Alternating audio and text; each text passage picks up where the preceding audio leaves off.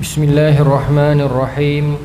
Alhamdulillahilladzi khalaqal mauta wal hayata liyabluwakum ayyukum ahsanu amala wa huwal azizul ghafur. Ashhadu an la ilaha illallah wa ashhadu anna Muhammadan abduhu wa rasuluh. Wa nusalli wa nusallim ala sayyidina Muhammadin wa ala alihi wa sahbihi ajma'in. Radina billahi rabba wa bil islami dina wa bi Muhammadin nabiyyan wa rasula. Tuan-tuan muslimin yang dirahmati Allah sekalian, Assalamualaikum warahmatullahi wabarakatuh. InsyaAllah tuan-tuan dan puan-puan, malam ni kita menyambung lagi kita punya sirah, kitab sirah Qisasul Anbiya karangan Al-Imam Ibn Katsir. Tak izin tuan, bismillahirrahmanirrahim.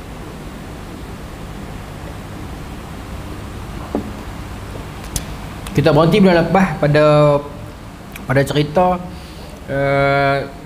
Siti Hajar. Dia berlari-lari antara Safa dan Marwah kan. Kemudian ada dengar suara yang kata diamlah tu. Kita nak sambung yang tu noh. Baik. Boleh noh, kita mula yang tu insya-Allah.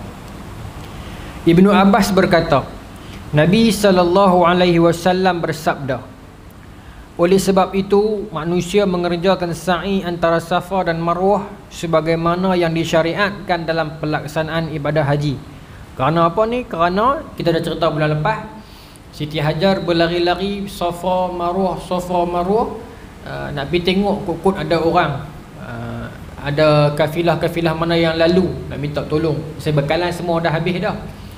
Satu. Yang keduanya disebut dalam kitab-kitab bahawasanya disebut juga dalam ni Qisasul Anbiya, Siti Hajar dia nampak Fata Morgana kan. Fata Morgana ni dulu dah lagu nasyid kumpulan Hijaz lah, sudah menjadi lumrah. Yang tu kot. Fata Morgana. Fata Morgana ni dulu saya duk dengar depa duk cerita, duk ngaji sekolah dulu. Saya cerita, saya tak pernah faham Fata Morgana ni macam mana. Tapi bila saya nak bagi contoh kat tuan-tuan, kita tengok racing, MotoGP ke kat Prik ke kan, atas litar yang panas tu kita nampak lagu berayak tu kan. Tu Fata Morgana, nampak lagu berayak. Jadi begitulah yang Siti Hajar nampak. Cuma dia tak tengok kat Prik lah, dia tengok daripada jauh. Bila panas sangat dia nampak lagu berayak tu, maka dia turun pergi, tak ada apa. Itulah Fata Morgana. Jadi sebagai metafora kepada dunia kehidupan kita pun begitulah. Kadang-kadang benda tu kita sangka ada satu-satu benda kita nak rezeki ke apa ke kita nak pi, kita talar pi tak ada apa. Fata Morgana. Maka sebab tu dia turun bis ni, dia nampak lagu ayak, tak ada, dia naik balik tengok lagu ayak bawah, dia turun balik, tak ada sampai 7 kali. Kerana itu kata Ibnu Abbas, Nabi sebut, sebab itulah manusia mengerjakan sa'i dan sa'i antara Safa dan Marwah. Tapi lawan ni senang banyak dah noh. Lawan ni dia dengan ada macam-macam kemudahan dan sebagainya lah. Saya pergi dulu ada dah, cuma saya rasa lawan ni lagi hebat kot noh. Dulu ada dah yang skuter tu, cuma tak ramai orang naik masa tu baru duk test kot. Lawan ni dah macam-macam dah noh. Okay. Ketika mendekati Marwah, yang kita sambung yang tu ni. Ketika mendekati Marwah, Hajar mendengar suara berkata, diamlah. Maksudnya mengkehendaki dirinya agar diam dan mendengar. Dia dengar seakan-akan ada sebut kat dia diam. Ada ulama kata dia tak dengar sebut diam, cuma macam kita duk kata dulu-dulu ni, awak semua diam ni, malaikat lalu awak, lagu tu. Tiba-tiba terasa lagu sunyi, tiba-tiba out of sabuk tu. Macam kita dulu kan, saya dalam kelas rajin lah, tengah-tengah nak bising, tiba-tiba semua sengak. Balik kot tingkap, kok ada cikgu tak ada. Saya seorang kan kata malaikat lalu. Sekolah rendah dulu kan. Ingat tak tuan-tuan, zaman tuan-tuan pun sama kot saya rasa, malaikat lalu. Mungkin main benda cerita ni lah kot. Sebab tiba-tiba dia jadi macam terberhenti dan dia rasa sunyi. Ada kata yang macam tu. Diamlah tu dia tak dengar atas perkataan. Tetapi jadi lagu tu seolah-olah macam ada sesuatu berkata diam, padahal tak kata apa pun. Baik. Maka dia pun jadi terberhenti sah dan dia mendengar. Baik. Lalu Hajar, tapi mungkin juga memang dengar sungguh. Mungkin juga ada dengar sungguh. Baik. Lalu Hajar diam, menumpukan perhatian pendengaran hingga dia mendengar. Maka dia berkata, hingga dia mendengar juga. Dengar apa ni? Dia tak sebut isi, cuma dia kata lantas setelah dia mendengar, maka dia berkata, aku telah mendengarmu, apakah engkau boleh berikan bantuan? Dalam kitab ni tak sebut dengar apa, cuma dia dengar, dia diam, dia dengar, dan dia kata aku dengar. Maksudnya mungkin aku berasa, aku tahu hang ada, aku tahu hang ada kat sini ni, aku tahu. Macam tu. Bolehkah engkau memberikan bantuan? Ternyata dia bersama malaikat di suatu tempat yang akhirnya diberi nama Zamzam. Malaikat itu mengais kuih, mengais tanah dengan tapak kakinya, atau ada yang mengatakan dengan sayapnya, hingga akhirnya keluarlah sumber air. Selanjutnya Hajar mengumpulkan sumber air dengan tangannya, lalu mengisi bekasnya dengan itu sebagai air minum. Dia dalam kalangan ulama salaf yang paling kuat adalah malaikat yang kuih. Sebab kita duk baca dulu ni tapak kaki Nabi Ismail kan. Tapi sekali dia bincang juga riwayat tu. Malaikat yang kuih, cuma dia khilaf antara malaikat kuih dengan kaki ataupun kuih dengan sayap. Saya dah baca satu buku Rahsia Alam Malaikat, terjemahan Indonesia lah. Profesor apa, doktor apa tulis ni, doktor lah. Sedap satu buku tu tuan-tuan, nipis lah. Tapi dia buat main semua riwayat cerita pasal satu-satu malaikat yang terdapat riwayat lah. Sedap buku tu. Saya ingat nanti satu hari nanti bila kita main mana-mana bab ada kena-mengena ke, saya nak selit masuk.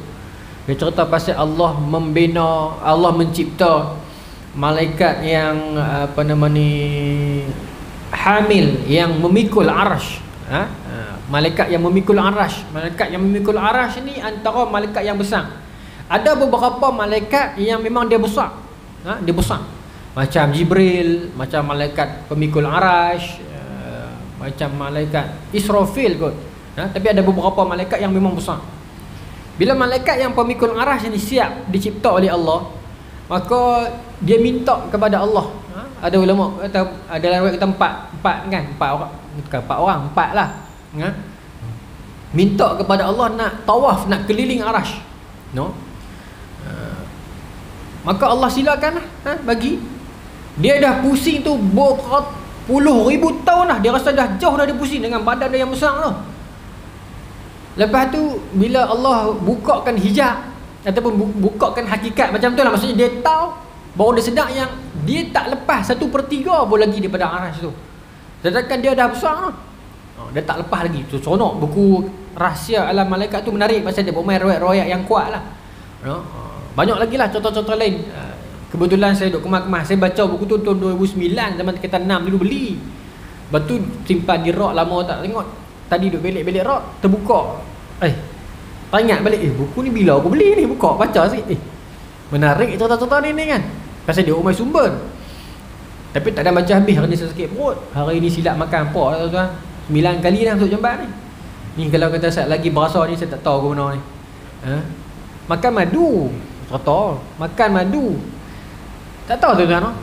Keluar pinjaman kat saya duk serba salah. Adakah madu tu bagus sampai saya pergi kerak, ataupun madu tu bukan madu tak bagus, madu tu tak bagus sampai saya jadi ini. Saya tak tahu. Tak berani puji, tak berani tuduh. Allah duk tawakal lagi lah ni. InsyaAllah Tuhan jagalah kot. Sampai isyak pun jadi ni. Majlis ilmu. Tapi madu bagus tuan untuk perut. Saya memang duk makan madu, cuma madu yang ni first time saya try. Tualang. Masuk jamban tu, tak tahu lah sama ada dia memang bagus sampai saya kena masuk jamban, ataupun dia ada rosak kat mana-mana ke sampai saya jadi macam tu. Sakit tak kan? Tua-tua ni tu, sakit pinggang macam-macam kan. Baik. Sambunglah Maka tu cerita. Tu ada lagi lah kisah malaikat maut. Bila mana Allah ciptakan dia, lepas tu yang ditugaskan untuk pergi ambil tanah untuk nak buat Nabi Adam tu kan. Malaikat Jibril tak boleh, Israel Mikail tak boleh, pasal tak gamak nak ambil kan, bumi tak bagi. Malaikat maut dia pergi ambil sekali lah. Bumi kata aku tak bagi. Nak ambil daripada tubuh badan aku ni orang yang nak merosakkan bumi kan. Dia kata kau peduli apa? Bukan Tuhan aku Allah. Hati kering. Orang boleh kata hati kering. Maka disebabkan hati kering dia tu, maka dia dapat satu portfolio untuk cabut nyawa. Cuma bila cabut nyawa ni, malaikat Israel dia macam sedih. Tapi dalam Quran tak sebut Israel. Israel cuma terdapat dalam rujukan-rujukan lama. Dalam Quran cuma sebut malakul maut. Ya. Malakul mautil ladzi wukila bikum kan, dalam surah Sajdah kan. Dia sedih pasal dia mengenangkan macam mana dia nak cabut nyawa orang tak beriman, tak apa. Nak cabut nyawa orang beriman ni tak gamak. Maka Allah disebutkan dalam tu Allah cipta satu benda yang disebut sebagai asbab untuk menenangkan malaikat maut ni. Maksudnya bila mati ada asbab. Orang tak kata pasal apa mati arwah tu, malaikat maut punya kerja. Orang tak kata tu. Pasal apa arwah tak ada orang tu, malaikat maut lah gamak. Kawan tu baru nak nikah minggu depan, gamak dah. Orang akan sebut tentang asbab. Asbab. Seronok tuan-tuan bila kita buka kitab-kitab lama ni, dia akan bincang balik. Apa maksud azali? Azali ni kita, aku tahu sejak azali benda ni. Apa makna azali? Bincang tuan-tuan. Azali ni maknanya satu fasa di antara Allah saja. Tak ada apa dah, Allah saja. Apa pun tak ada. Dan nak pi kepada ada benda pertama tu, itu azali. Banyak lagi lah. Saya akan selit-selit lah. Saya buka balik sebab teringat baca kata 6 dulu ni. Menarik juga, nanti saya selit-selit lah. Tentang alam malaikat ni seronok. Alam malaikat ni. Malaikat banyak lagi kan.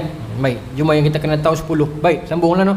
Kemudian dia mai malaikat Harut dan Marut, perbincangan dalam surah apa tu? Surah Baqarah kan. Malaikat Harut dan Marut yang diturunkan, malakain bibabil Harut wa Marut tu diturunkan ke negeri Babil. Dua orang malaikat Harut dan Marut itu ada perbincangan khusus. Adakah dia itu malaikat sungguh ataupun adakah dia iblis tapi baik macam malaikat, maka orang kata dia malaikat. Adakah macam mana? Kemudian ilmu yang dia ajak itu ma yufarriqu bainal mar'i wa zawjihi tu. Perkataan huruf ma itu pun dibincang. Adakah ma itu bermaksud apa ataupun ma itu bermaksud nafi? Tidak. Maksudnya sesuatu ilmu yang mana apa yang memisahkan orang ataupun ilmu yang tidak mampu memisahkan orang. Perbincangan itu dalam. Pasal zaman sekarang ni tuan, orang suka bincang dalam-dalam. Zaman ni orang suka kaji deep ni. Dalam-dalam. Tak apalah. Jadi cerita dia tu lah, malaikat maut dapat portfolio tu. Portfolio lah ni macam-macam tuan-tuan. Politik lah ni pun macam-macam portfolio. Ada yang jaga kerajaan, ada juga kementerian, ada yang kena tengok cuaca, ada yang cuci tik cicak. Macam-macam portfolio dah lah ni. Seronok malam ni Allahu Akbar. Mudah-mudahan Tuhan jaga hati kita lah. Tapi geram. Nak berlakon pun batuk-batuk padan lah. Sambil bodoh diri sendiri, siapa suruh. Tak mau kata kat orang, tapi tak mau kata kat dia lah. Tapi kita nasihat untuk kita jugalah tuan-tuan. Tak ada untung apa buat macam tu. Tak tahu lah, mungkin bukan salah dia, mungkin salah orang penasihat dia kot. Tapi tuan-tuan, minta maaf sebutlah, siapa saja yang naik kerajaan, dia jadi lagu tu. Kalau orang-orang PH nak kata teruknya orang-orang kerajaan ni, esok bila hampa naik, hampa jadi lagu tu pula. Sama ada benda ni dia penyakit dalam kerajaan. Siapa naik dia kena jadi bodoh. Nanti bila dia jadi pembangkang, dia nampak cerdik. Tak tahu kan? Dulu UMNO nampak cerdik sungguh pembangkang. Bersatu satu yang tak tahu lah. Baby tuan-tuan tak mau politik, tapi ni bukan politik parti ni politik pentadbiran ni. Sudahlah, Allah hantar macam-macam dah ni. Rakyat yang duk turun ni. Pasal tadi saya sebelum keluar ni, saya tengok satu video tu, depa temu ramah seorang mangsa di Taman Seri Muda tu. Dia kata di luar ni ramai nak masuk, tapi depa tahan sebab menteri nak masuk dulu. Abang nak ambil gambar, lepas masuk baru boleh. Geram gitu. Tak tahu lah. Tak mau jadi penyebar fitnah apa kan. Tapi saya tengok video tu lah, depa interview.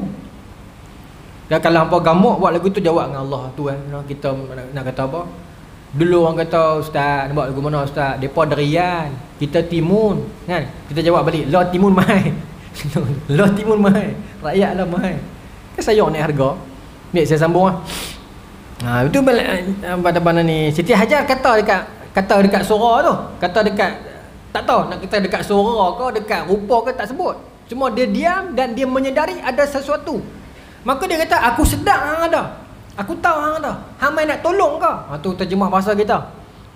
Baik. Ternyata dia bersama malaikat yang menguis kakinya ataupun sumber ataupun riwayat lain mengatakan sayapnya hingga terkeluarlah air Zam-Zam. Selanjutnya Hajar mengumpulkan air dengan tangannya, lalu mengisi bekasnya itu sebagai air minum. Air Zam-Zam pun satu mukjizat juga, keluar daripada zaman Nabi Ibrahim. Lepas tu dia stop zaman Abdul Muttalib kan, Abdul Muttalib korek balik tu. Sampai hari ni berapa trilion, berapa zillion galen tak tahu lah. Kita pergi haji pun 6,000 orang setahun. Ada tak 6,000 orang campur satu dunia? 6,000 kan ada sejuta. 6,000 Malaysia je kot. Kan? Kita katalah sejuta dah. Ada tak? Satu dunia. Saya nak abang takut silap ni. Kita kata sejuta lah. Seorang pergi haji, dia mesti buat balik seorang satu botol tu 5 liter kan Zam-Zam. Darat dengan sejuta orang 5 juta liter. Yang tu yang buat balik. Yang duk makan hari-hari. Sehari seorang makan 1 liter kata. 1 liter banyak mana? Kita pergi ambil, lepas mayang ambil, lepas mayang ambil, lepas mayang ambil. 1 liter seorang makan. Sejuta liter sehari. Darat dengan 60 hari 2 bulan duduk sana Mekah Madinah ayat Zam-Zam ada. Mereka bawa kan dalam lori hantar ambil. Berapa puluh juta liter dah kat situ.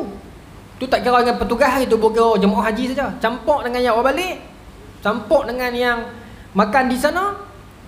Itu baru musim haji saja.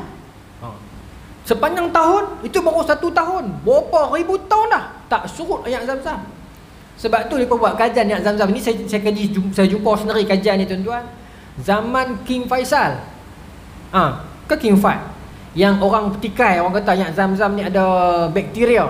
Maka dia hantar satu orang penyelidik untuk masuk dalam telaga Zam-Zam. Dulu ada, lah tak ada dah. Kalau gamak lama ada yang orang masuk ke bawah, dah terang kat bawah kan. Tapi sebelum tu lagi mudah lah nak akses. Dia masuk dalam tu, dia terpaksa pijak lah. Dia kata sumur ayat Zam-Zam ni daripada tak lebih atas sikit daripada buku lali dia. Ayat tu atas sikit, tapi di tapak kaki dia basah lagu pasiak gerak keluar ayat tu. Tak lebih pada buku lali dia. Sikit ada kan, tapi tak pernah kering. Dia bukan continuously keluar. Kalau keluar lagu tu tuan-tuan, banjir dunia ni habis dah banjir. Itu kuasa Allah. Tak terduga tuan-tuan. Itu yang kita dah baca. Iza zulzilatil ardu zilzalaha wa akhrajatil ardu athqalaha. Bumi mengeluarkan cerita dia. Bumi mengeluarkan apa isi dia semua. Wa qala al insanu ma laha. Insan sampai heran, manusia heran tanya mai mana ni? Ayak sampai tinggi 4 tingkat ni, kok mana jadi ni? Satu kampung tenggelam ni, mai mana punya ayak ni? Yauma idzin tuhaddisu akhbaraha. Hari itu bumi cerita khabar dia. Bumi mengadu, bumi cerita ni hampa dia buat lagu ni tahana tahniah ni dia cerita kami. Tuan-tuan. Ayat keluar daripada batu berlaku zaman Nabi Musa. Ayat keluar daripada jari Nabi berlaku zaman Rasulullah SAW kan. Itu kuasa Allah. Kuasa Allah. Baik. Ibnu Abbas berkata bahawa Nabi SAW bersabda, semoga Allah mencurahkan rahmat kepada ibunda Hajar, iaitu mak Nabi Ismail. Seandainya dia tidak mengambil ataupun mengepung air Zam-Zam, nescaya dia akan menjadi sumber yang terbatas. Maksudnya bila malaikat Jibril kuih sayap tu keluar ayat kok tanah tu, dia kepung, dia buat lagu sepadan ni. Kata Nabi, kalau dia tak kepung, dia kering tu dia keluar, dia akan habis. Tapi bila dia kepung, maka dia kekal. Baik. Kemudian Hajar minum air Zam-Zam dan menyusu puteranya. Kemudian malaikat berkata kepadanya, janganlah engkau takut disia-siakan, kerana di sini akan didirikan Baitullah oleh anak ini, yakni Ismail, bersama dengan bapanya yakni Ibrahim, dan sesungguhnya Allah tidak akan mensia-siakan keluarganya. Zam-Zam antara mukjizat. Yang ini pun antara, ni bukan kata mukjizat. Yang ni kita kata macam karamah, bukan karamah, maunah. Ayat engkau ni tuan tahu sejarah ni kan. Ni pun antara maunah juga lah kalau di Malaysia lah, ayat engkau ni. Dan balik cari sejarah ayat engkau ni. Pun bagi saya maunah lah, bantuan daripada Allah. Rezeki bila Allah nak bagi tu datang dalam pelbagai-bagai jalan yang kita tak sangka-sangka, yang kita tak terfikir pun. Yakinlah kepada Allah. Baik. Al-Bait pada awalnya berupa tempat tanah yang tinggi di atas tanah. Maksudnya gundukan tanah di atas tanah. Maksudnya tanah tinggi lah. Tanah rata ni dia naik satu gundukan tanah. Okey. Seperti gundukan tanah yang diterpa banjir sehingga mengikis bahagian kanan dan kiri.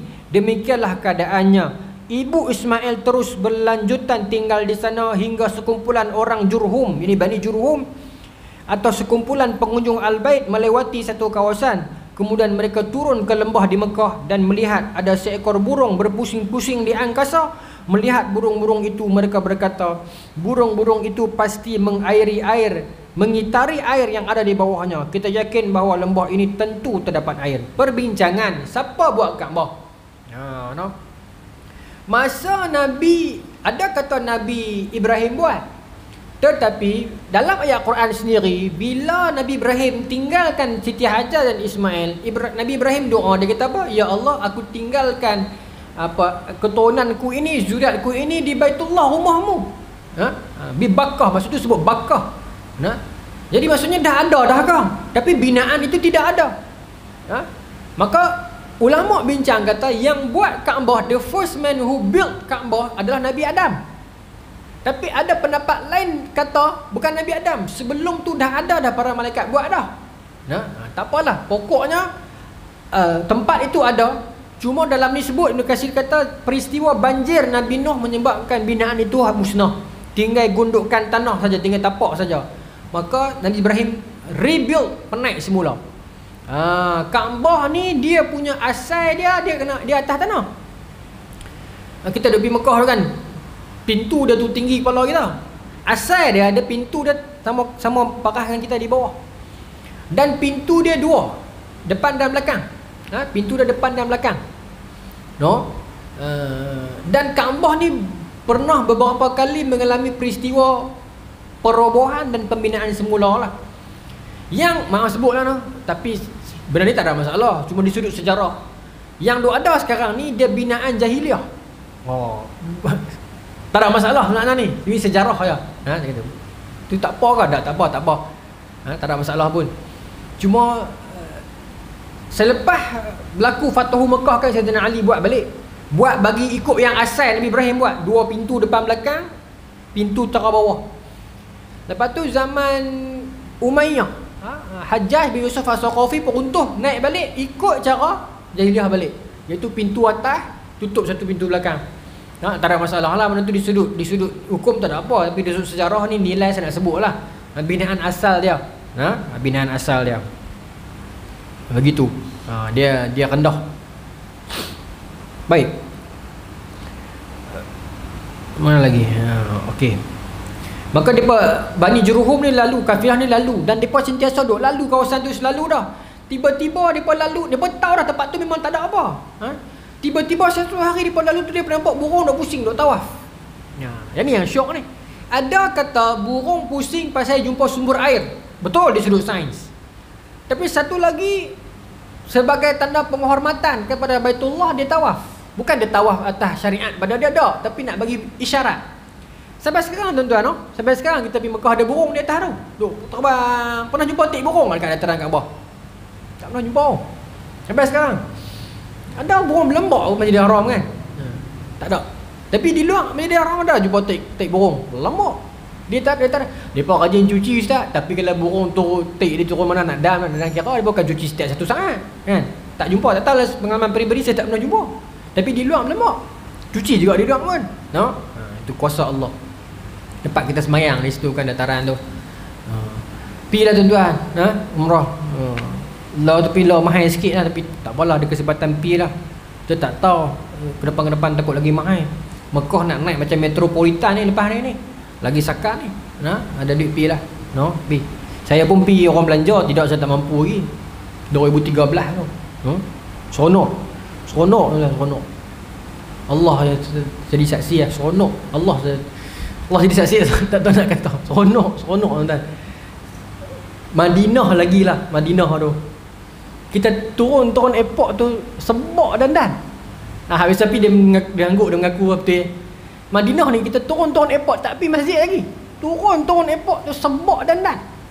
Tak tahu dia jadi teringat kat Nabi, jadi tak tahu nak habaq kan. Mutawif kami, ustaz kami kata itu lambaian rindu Rasulullah. Waktu kita duduk kat baru turun touchdown, tak jumpa masjid apa lagi, tapi duduk puasa. Madinah dia macam tu. Mekah dia takut. Saya daripada Madinah nak pergi Mekah. nak lintas padang tu, dia takut tu lah. Mutawif kami Kempang pula. Dia kata dulu ada yang hilang, ya orang Indonesia. Tuan-tuan, dia kata siapa yang ada dosa istighfar. Dia kata kerana saya pernah bawa orang jemaah masuk saja sepadan ini, kan ada macam paparehal ke apa tu, dia hilang tuan-tuan. Dia hilang. Pakcik sebelah saya kiri kanan tu teriak punya dekat. Saya pun kata apa ustaz ni Gempang lagu ni kan. Tapi takut lah. Dia beza Mekah Madinah ni. Kalau saya Madinah dia sebab dia, kita berjalan kita rasa sebab, rasa sedih. Gimana tak tahu nak apa. Tak terungkap lah. Jadi ada satu hadis kan, Nabi SAW kata apa nama ni, inna lillahi malaikatan sayyahina fil ardi yuballighuni min ummati salam. Ada malaikat yang ada satu portfolio khas yang bertebaran di langit, yang tunggu selawat daripada kita. Nah, dengar selawat daripada kita, terus dia bawa hantar kat Nabi terus. Hadis sahih. No? Dan dalam hadis yang lain Nabi kata al-bakhil alladhi man dzukirtu indahu lam yusalli alayya. Orang yang bakhil adalah orang yang dia dengar nama aku disebutkan dan dia tak selawat kepada aku. No? Allahu akbar. Baik, sambunglah. Pi lah tuan-tuan lah, pi. Saya mak dengan ayah saya simpan dah nak pi haji, tapi cukup-cukup lah kan. Tu dengar cerita kata nak naik harga ni, tak tahu lah, susah hati fikir kan. Dapat tak dapat. Kita tak apalah. Kalau dapat surat kita retiak lah. Setuju dulu. Duit kita boleh cari ya. Kita golok gadai lah. Pi jugalah. No? Pi juga tak apa lah. Kita retiak lah. Rezeki Allah Ta'ala nak bagi. Baik. Baik, sambung lah no. Jadi dia tengok burung dia terbang, maka dia kata ini sebagai tanda. Tuan-tuan, burung memang sejak dulu lagi dia banyak peranan burung. Pasal tu dalam Quran banyak sungguh pasal burung ni. Nah, alam tarokai pasal cerita pasal burung. Surah Hud kisah Nabi Sulaiman pasal burung. Lepas tu surah Al-Mulk, awalam yarau ila at-tayri fawqahum safa'in wa yaqbid, kan? Ma yumsikuhunna illa ar-rahman. Tak tengokkah burung di langit yang mengecup dan mengembangkan sayapnya? Siapa yang menahannya? Tak ada siapa yang mengapungkannya melainkan Allah. Ya? Allah suruh kita tengok burung fikir. Burung ni tuan-tuan, kita boleh buat satu kuliah khas tajuk burung. Allahu akbar. Di Malaysia ada tempat Kuala Gula. Itu international punya airport untuk burung. Kalau tuan-tuan pergi di Kuala Gula tu, nampak burung-burung nak terbang tu, itu bukan burung main daripada Padang Beka, main daripada Padang Tugadok tu. Silat-silat Brazil, Afrika tu. Dia dalam dunia ni ada beberapa spot yang tempat burung international menyediakan singgah landing. Dia tak kena scan My Sejahtera apa lah. Dia kira seronok jadi burung tu. Pasal tu orang yang syahid, kata Allah, ya, kamu menyangka dia mati kah? Ya, bal ahya inda rabbihim, kan? Depa hidup di sisi Allah. Depa dimasukkan roh dalam burung kan, terbang tengok. Seronok dalam burung. Lepas tu Allah suruh fikir pasal burung ada yang terbang. Saya cerita sikit lah. Fakta tak apa juga kan, kuliah sambil kita cerita lah. Burung ni, ada burung yang dia punya kelebihan dia, Allah buat dia long distance. Dia sayap besar. Dia macam kita nak buat bangau tak bangau, kat sini pun duk terbang kan. Dia long distance. Dia boleh terbang, minimum dia boleh terbang 9 hari non-stop. Hujan panas, malam siang. Bukan long distance, apa? Long lasting. Long lasting lama. Ada yang yang long distance yang saya kata tadi tu, yang macam bangau tu. Long distance yang tu. Dia boleh dia cross kontinent, dia cross benua. Dia bukan kira kita duk simbang international sangat. Burung dah lama dah. Silat-silat burung di Tasik Legong ada member di Afrika. Burung di Tasik Legong ada member di Brazil. Pasal dia pun terbang tak ada masalah. Tak ada nak berlagak first class ke apa, tak ada. Hari tak ada masalah. Ada burung yang terbang cross benua. Ada burung yang terbang long lasting. Dia jauh pun jauh, tapi tak sejauh yang tadi, tapi dia boleh terbang non stop. Tak stop. Ada burung yang terbang sangat tinggi. Ada. Saya tak ingat semua nama, tapi tuan-tuan cari di internet memang jumpa. Discovery Channel ada satu orang, dua pasangan suami isteri ni, orang putih. Dia infakkan hidup dia untuk kaji burung lah. Di internet tuan-tuan buka, ada internet. Discovery Channel ambil video mereka. Saya boleh tahu banyak apa, saya tengok dia terang jenis burung. Sampai dia ikut burung daripada kapal terbang depa peribadi yang mini tu, dia ikut ni. Kaji sungguh-sungguh lah. Laki bini. Laki bini kan laki saja. Tapi tuan-tuan ada di internet ada. Saya sebut ni pasal tuan-tuan boleh cari, ada. Dia cerita ada yang terbang, ada yang halus yang sangat laju, yang sampai orang pun tak perasan. Sampai ke pilot-pilot pun mungkin pernah jumpa. Dia kecil, dia laju. Kalau tuan-tuan buka kitab Risalatul Ula, Risalatul Ula, dia ada 3. Ini Risalatul Ula. Sulaiman At-Tijari, dia cerita pengalaman depa ni orang Parsi main mengembara keliling dunia. Masa dekat Laut Andaman tu, dia cerita ada burung yang dia terbang rendah. Ni paras laut. Dia terbang sejengkai atas paras laut. Dan di bawah dia ada ikan yang sama serentak dengan dia. Dia burung. Dia berjumpa. Bila kita baca kitab tu, kita rasa macam pelik. Tapi bila kita tengok Discovery Channel, memang ada burung tu. Ada burung tu. Dan Malaysia dah tiru dah, tuan-tuan. Kita buat satu produk, nama dia saya tak ingat, tapi di internet ada. Jet apa? Dia pun buat jet kapal terbang yang terbang atas laut. Sejengkai atas laut. Laut ni duk ada di Negeri Sembilan. Base dia Hotel Lexus Port Dickson tu. Dia punya portfolio dia akan bawa pelancong daripada Hotel Lexus Port Dickson tu pergi ke Melaka. Tapi dia kapal terbang, tapi dia terbang tahu ya. Dia pakai aerodynamic ayak benda, tak tahulah bahasa sains ni. So atas laut sejengkai.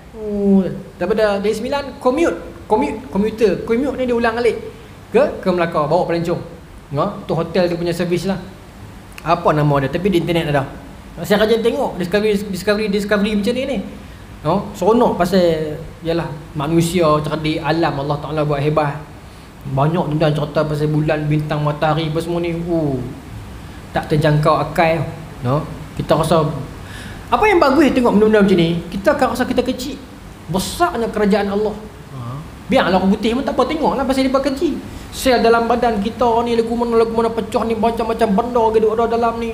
Di luar sana tu, tak tahu nak abang. Baik, sambunglah. Maka kaji. Sebab tu bukan seruan suruh tengok burung ni, bukan saya kata, Allah kata. Tak parti ke burung? Tapi kamu tak fikir hakikat burung tu. Tu kita kena parti burung. Saya di UIA dulu, Syekh Yawar Baik daripada India, dia dijemput mai untuk khutbah Jumaat di Masjid UIA. Khutbah dia tajuk birds, burung. Kalau sini orang marah kan. Daripada mula sampai habis cerita pasal burung kan. Tapi tuan-tuan meleleh yang mata dengar. Dia pandai cerita lah kan. Cerita burung ni macam ni Allah Ta'ala buat.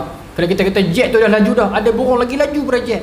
Kalau kita kata ada satu flight ni dia tahan lama, boleh terbang lintas berapa belas jam tanpa turun. Ada burung lagi lama pada tu. Ada berapa bulan tak turun pun ada. Allahu Akbar. Kerajaan Allah. Kerajaan Allah besar. Hebat, agung Allah Subhanahu Wa Taala. Baik, jadi bila Bani Jurhum ni tengok burung tu, maka depa kata ni mesti ada something, ni mesti ada ayat sebagai tanda. Dulu pun orang Melayu dulu pun macam itulah. Dalam tesis ataupun kajian Dr. Linda Schaefer, Universiti luar Belanda, Leiden University tak silap saya. Dia buat kajian pasal apa orang Melayu cerdik. Ilmu lautan, antaranya depa kaji rima burung terbang. Depa main di pantai ni, depa tak tahu, tak ada signboard, tak ada waste, tapi depa tengok cara burung terbang, jenis burung, dia boleh tahu kita ada kat sini. Kita ada dekat sini, kita dekat sini. Orang Melayu punya teknologi. Dengan tengok pola pergerakan burung, kata Dr. Linda Schaefer. Hebat. Baik. Rasa pula dah, Allahu Akbar, jagalah perut. Dia musik ke tu tuan-tuan? Tak Azhar Isyak ke? Dah lagi. Sikit lagi. InsyaAllah, ya Allah, tahan lah. Jaga. Jangan buat malu. Baik. Lalu mereka mengirim utusan untuk melihat lokasi tu. Pergi tengok ada apa. Ternyata mereka memang menemui adanya air. Utusan itu lalu kembali memberitahu perihal adanya air. Lalu mereka beramai-ramai berangkat menuju ke Siti Hajar. Dan masa tu dapat tengok satu orang ibu dan satu orang baby, Nabi Ismail. Ibnu Abbas berkata saat itu Siti Hajar berada dekat air, dekat Wadi Zamzam itu. Ternyata mereka memang mereka berkata kepadanya, apakah engkau mengizinkan kami tinggal di sini, iaitu bertetangga denganmu, menjadi jiran? Sebab kami ni kafilah yang nomad. Nomad ni bawa pindah rendah. Jadi kami tidak ada satu perkampungan sendiri lagi. Boleh tak kami nak duduk sini? Itu dari segi sudut apa tu tuan-tuan, kalau kita nak lihat di sudut lain. Di sudut keutamaan kita ada tempat yang tetap. Ataupun dalam bahasa politik hari ini, keutamaan sebagai suruhan untuk kita ada tanah. Lepas itu Tun Razak dulu dia buat, orang Melayu yang susah-susah ni pi troka. Dah troka dapat jadi tanah sendiri, tuan-tuan. Orang dulu susah tapi tanah banyak. Orang dah senang tapi menumpang. Maaf sebutlah, saya sekali saya dak lah, tapi numpang lah tanah tok nenek moyang. Kalau tok nenek moyang kita tu tak usaha, tak menebah, kalau ditakdirkan kita yang duduk zaman tu, tuan-tuan, menteri kita, okey, siapa nak tanah pergi menebah, tak menebah, tuan-tuan. Pakai tak menebah kita, kita marah pula, apa suruh kita pergi menebah. Buka lot lah, panggil mai Vietnam ke Myanmar ke Indonesia pergi tebah, kita bayang lah. Mujur Allah Ta'ala takdir berlaku zaman Tun Razak kan, Felda zaman Tun Razak kan. Kita tengok filem Bilut sejarah, dia pernah buka Felda tu, Allahu Akbar, mati berapa ramai, no? Kalau berlaku zaman Allah, tuan-tuan, saya fikir orang kaya dia akan dapat banyak lot, no? Pasal dia ada ramai anak buah, dia ada ramai orang kerja dengan dia, hampir menebah kat aku. Aku bayar kat hampa lah sehari seorang 100 kan, seorang 50 kan, mission put apa semua ni. Tanah tu aku punya. Kapitalis, itu kapitalis. Tapi zaman Felda dulu, zaman Tun Razak, siapa rajin dia dapat. Jadi lagu tu, tuan-tuan. Zaman lah siapa kaya dia dapat. Zaman dulu siapa rajin dia dapat. Zaman lah tuan-tuan rajin pun kadang tak kaya. Maaf sebut no. Zaman lah nak kaya kena lagu mana? Kena ada nama, kena ada branding. Kadang dia tak buat apa tahu mana sangat pun, tapi sebab nama dia, orang akan cari dia, tuan-tuan. Ada orang jual tudung kualiti, tapi sebab tak ada apa, ada orang tak cari tudung dia walaupun murah. Ada orang tudung dia pergi beli mana hala lambak di Vietnam ke apa ke, tapi sebab nama dia pelekat nama dia boleh jual ribu dan orang beli. Itu dia kata zaman fitnah hari ni, tuan-tuan. Saya tak kata kat siapa kan, ramai lah ya. Itu zaman fitnah, no? Zaman fitnah, kita kena hati-hati. Bukan, ini bukan cerita dosa ni, ini cerita saya nak kata dunia zaman fitnah. Tu poin saya. Saya orang kata lah, dosa ke? Tak, bukan. Dosa tu dalam bab arkanul bai', dalam bab muamalat. Ustaz-ustaz yang syariat ni, yang syariah ni dia berbincang lah. Tapi di sudut adab, di sudut kemanusiaan, no? Zaman kita zaman sekarang ni zaman macam tu. Kita jadi makin malah, tuan-tuan. Banyak teknologi yang dibuat bagus, tapi satu segi dia menyebabkan kita malah. Tuan-tuan, ayah kita, mak kita, sebenarnya kita, tok kita, badan kerah ni kerah sungguh ni. Orang kata orang tua kan, dahagi yang orang kata kan. Macam kuih. Anak-anak kita, bayar-bayar saya ni, badan berketui-ketui ni, duduk main gym dalam aircon. Kita nampak pun nampak tak kuat. Kita nampak dia berketui lagu mana pun kita nampak lembek. Baik kita pergi di belah-belah sip, belah-belah baling, nampak budak muda dia angkut kelapa sawit, dia angkut barang. Dia badan tak adalah berketui sangat, tapi kita nampak ni kerah ni. Kan? Tuan-tuan setuju tak saya? Kita nampak ni kerah ni. Kalau buat kerja kerah-kerah ni kan. Tak main gym pun. Allah ni dengan dia masuk gym dia mula nak pakai ketat lah. Kan? Dia mula nak tunjuk tak tahulah tuan-tuan. Tapi tak ada masalah apa pun, saya nak beletiak lah kan. Saya nak kata zaman sekarang ni saya risau lah.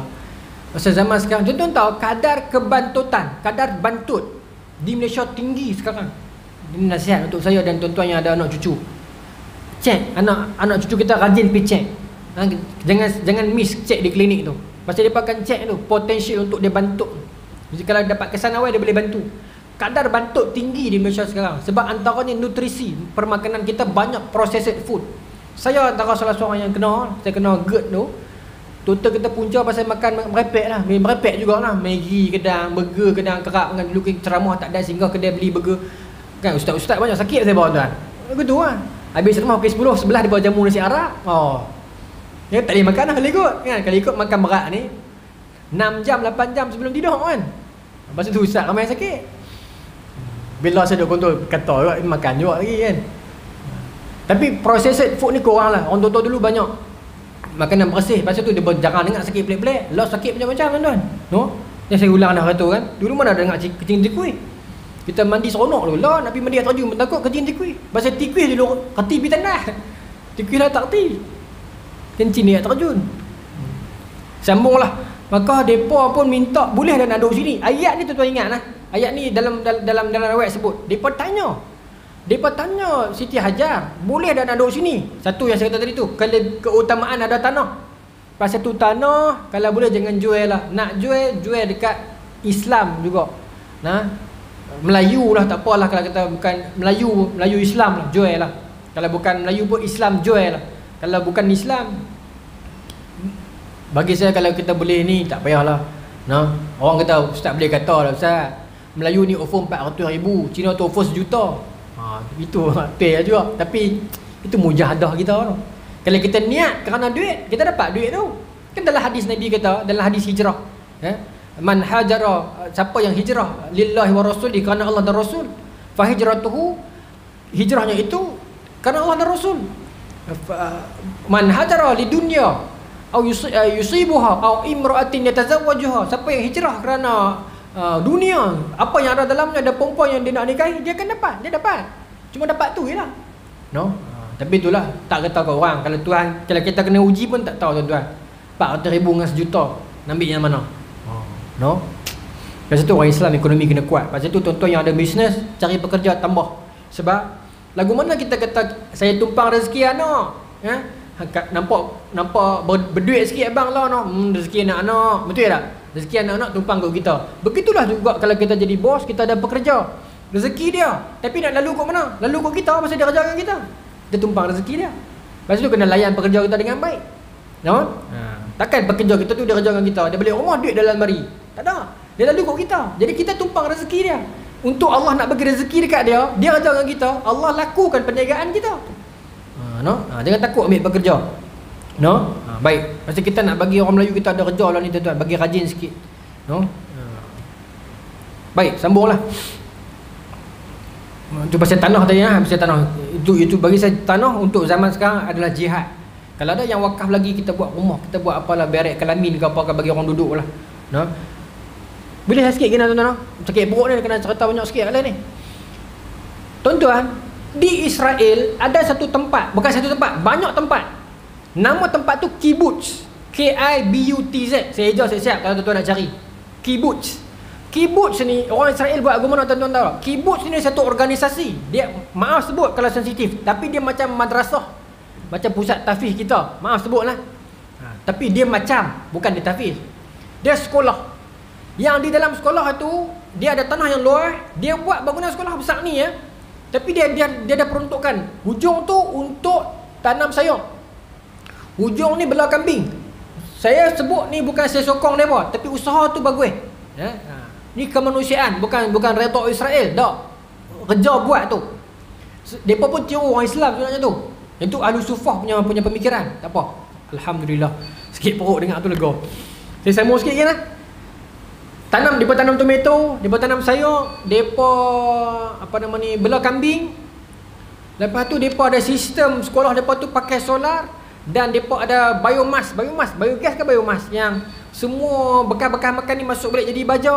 Rolling kot tu ya tuan-tuan, rolling kot tu. Kemudian apa lagi, ada duit sikit mereka penat rumah cikgu, ustaz-ustaz. Lepas tu ada duit sikit rumah untuk pelajar yang kahwin, sama-sama mereka kahwin, umur 17-18 kahwin. Okey, apa duk asing belajar ke ni, duk asing, rumah ada. Okey, ada anak kerja dalam tu terus, kerja kutip tomato, gaji semua masuk kat dalam kibbutz, pendapatan masuk dalam kibbutz. Lepas tu pula kerajaan mereka bantu di sudut apa, nak promoting mereka, jadi produk mereka, macam contoh tahfiz kita buat tomato, buat cili, farmer beli, saya sebut nama tak apa, beli tak weh. Maksudnya main support mereka kot cara macam tu. Dia bukan bagi one off duit macam tu. Maksudnya kan kita buat macam tu sekarang kan, boleh kita buatkan pertanian kita, no? Lepas tu tuan-tuan, ni faktanya kibbutz menyumbang 40% ekonomi Israel. Nombor 1 pendapatan Israel adalah apa? Senjata. Israel ke-8 dunia pengeluar senjata. Tapi dalam Israel pendapatan utama dia senjata. Buat senjata, jual senjata ni. Pendapatan kedua dia kibbutz. Kibbutz tu, Allahu Akbar. Saya tengoklah depa punya dokumentari tu, depa masuk tunjuk. Tapi sekolah dia kira dia Israel dia ada KPM dia ada Kementerian Pelajaran dia.